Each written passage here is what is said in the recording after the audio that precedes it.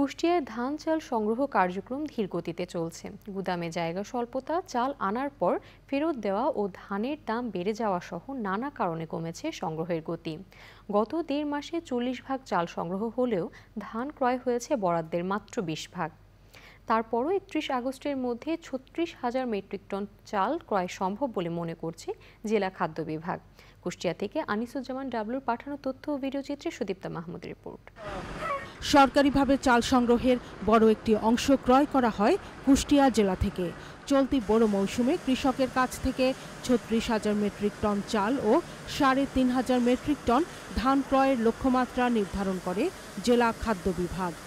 মে মাসের মাঝামাঝি থেকে শুরু হওয়া সংগ্রহ অভিযানের প্রায় ১.৫ মাসের মাথায় এ পর্যন্ত ১৫,০০০ মেট্রিক টন চাল সংগ্রহ হয়েছে, আর ধান সংগ্রহ হয়েছে মাত্র ৮১৫ মেট্রিক টন। ধানের বাজার প্রায় ৭০ থেকে ৮০ টাকা বৃদ্ধি হয়েছে, যার কারণেও কিন্তু চাল দেওয়া কিন্তু মিল মালিকদের জন্য কষ্টদায়ক হয়ে যাবে। প্রথম অবস্থায় যদি এই চালগুলো খুব দ্রুত নিতে পারত খাদ্য বিভাগ, তাহলে চাউলের কিন্তু 80% চাল দেওয়া সম্পন্ন হয়ে যেত।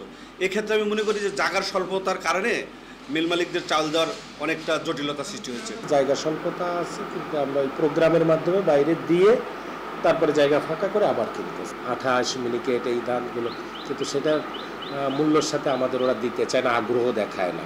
আমরা দেখা যাচ্ছে প্রচারণা চালাইছি ইউনিয়নে যে, কিন্তু আসলে সেইভাবে আগ্রহী হয় না। কৃষকের কাছ থেকে ধান চাল ক্রয়ের ক্ষেত্রে মানের সাথে আপোষ না করার কথা জানিয়েছেন ধান চাল সংগ্রহ কমিটির সভাপতি। আমরা আশা করছি সরকারের যে লক্ষ্যমাত্রা আছে এটি অর্জনে আমরা সক্ষম হব।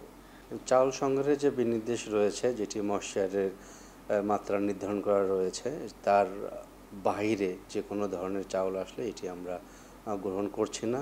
চলতি বছর জেলায় ২ শতাধিক মিল মালিকের সঙ্গে চুক্তি করেছে সরকার।